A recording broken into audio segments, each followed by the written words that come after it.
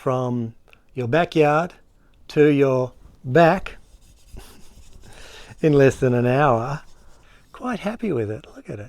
It's got a lovely curve on it, and hey, it could even be a boomerang. This is a gift for a good friend of mine, and I hope you enjoy the whole process.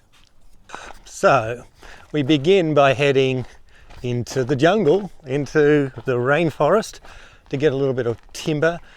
Actually, I'm not going to go too far into the rainforest. I'm pretty much going by the side of the road where I know we've got a couple of fallen trees, and in there I'm going to find a piece of timber that will make the perfect back scratcher. The reason I'm making the back scratcher is because I have a dear family friend who's turning 88 in a couple of days. And I wanted to get him something that I'm sure he could use at 88. I know that at my age, reaching around and scratching those awkward parts of the back can be a little bit demanding. Can't quite get the flexibility there. So I think at 88, having a back scratcher would be a very cool present. So let's see how we go. So I'm going to go and try to find a piece of timber that maybe has a bit of a bend in it, that might, be conducive to reaching over the back and giving it a good old scratch. So let's find some timber. This is a beautiful old gum that's fallen over in the wet, just so top heavy that it's actually just tripped and taken all of that dirt out. So we'll have a look in here, see if perhaps we can find something that will resemble a back scratch. And just looking here at this already, it's a nice bit of timber, good and straight. You could probably curve that into something. Yeah, that's potential. You might get that little piece. I'll just have a look around the other roots here to see if something catches my eye. If you just have a look at the color of the timber, it looks beautiful and red. This is probably an old red gum, but that color is going to really pop when I put some sandpaper on it. Well, I'm going to go for this bit because it just looks like it's a nice straight piece. It's potentially got a little bit of a bend in there. You see that bend? This bend in here could potentially be useful to kind of go down the back a bit. It's almost like it's a root almost. But yeah, look at the color of the timber right under there. It looks lovely. I think we can do something with this.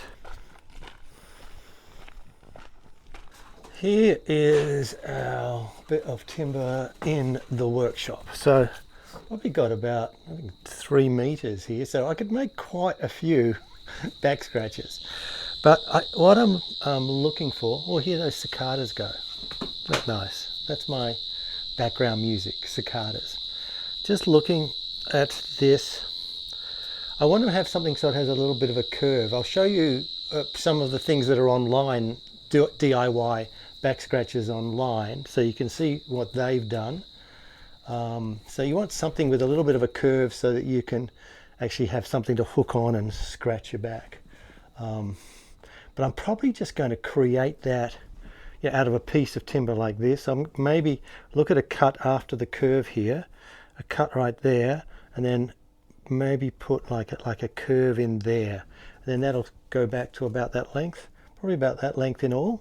And hey, if we mess it up, okay, I've got lots of extra timber to continue to test drive this idea. But hopefully I can get this and make this beautiful back scratcher as a gift for this dear old family friend. Let's get to it.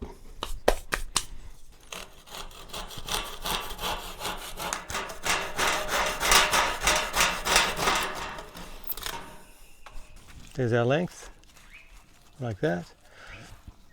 It's got a little curve there, which is what we want, and I think it's going to be like this. Peeling off all the bark. So this is where the fun begins. Get to actually kind of flow with the timber and make this nice little arch shape. That's the plan anyway. So I'm using my grinder, and I've got a lovely Bit of sandpaper, a sandpaper disc on here, a nice sandpaper grinding disc, and we're going to go to work.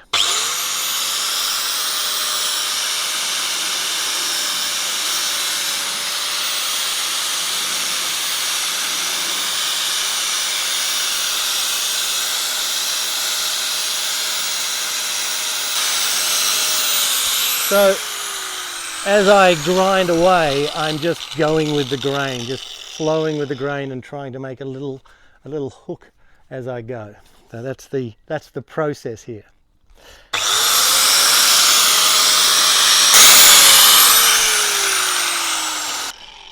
So the plan is I'm going to like make a little handle here, so I'm not going to take too much off this, and then just kind of thin the rest of this out. There'll be a nice handle here for my 88-year-old friend, and just thinned out through there.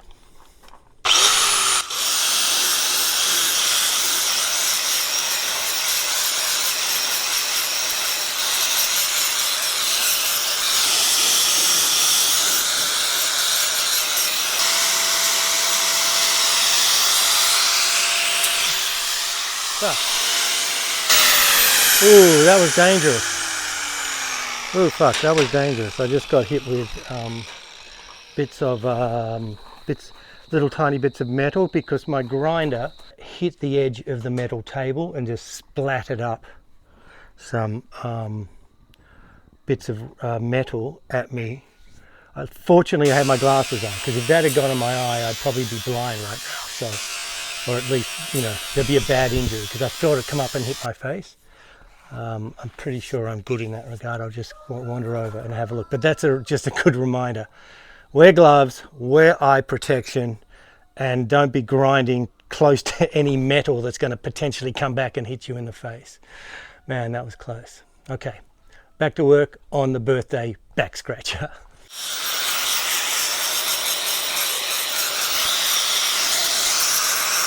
Here it is. We've got a little kind of back scratching finger there. I don't know if you can see that. I'll try to get the focus on it, but a little back scratching finger there.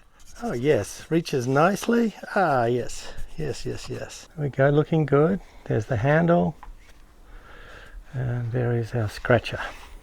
Might get one of these for myself.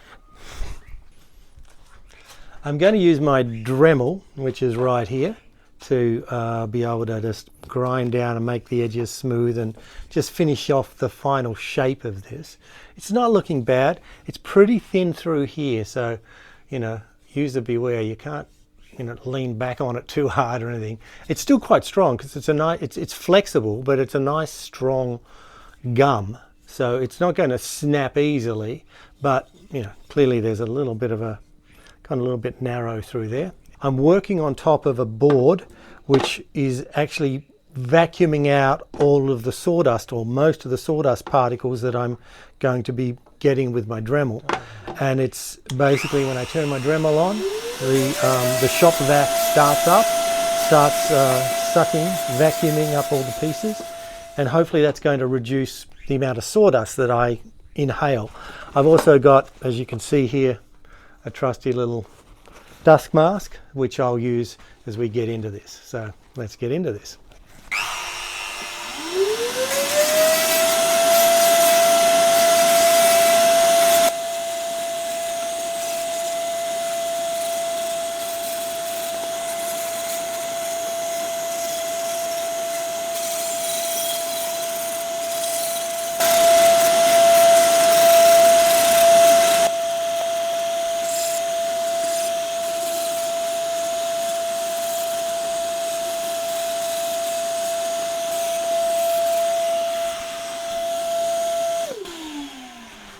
Notice how well this vacuum works. There's no dust on here at all, none at all. So it's really sucking down all the sawdust, the minor, you know, the minuscule bits of sawdust.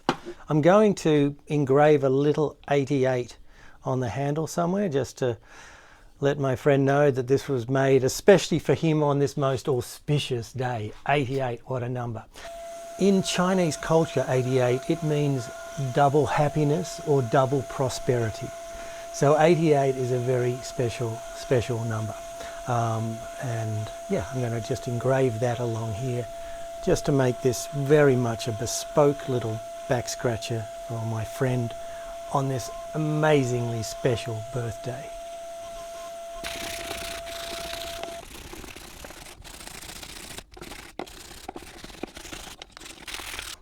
Now I'm going to put some steel wool on it, just extra fine.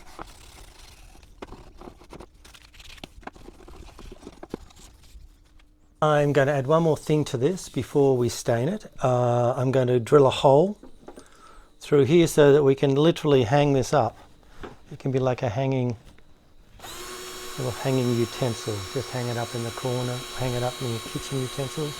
I'm going to be using some liquid beeswax, but there's lots of different kinds of oils to stain and cure your woodworking products. So just do a bit of a Google online.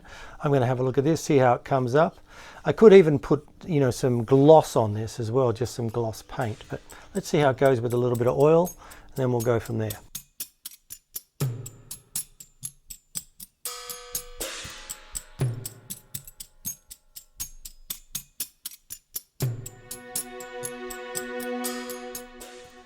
So this is the finished product, ready to be gift wrapped and gifted.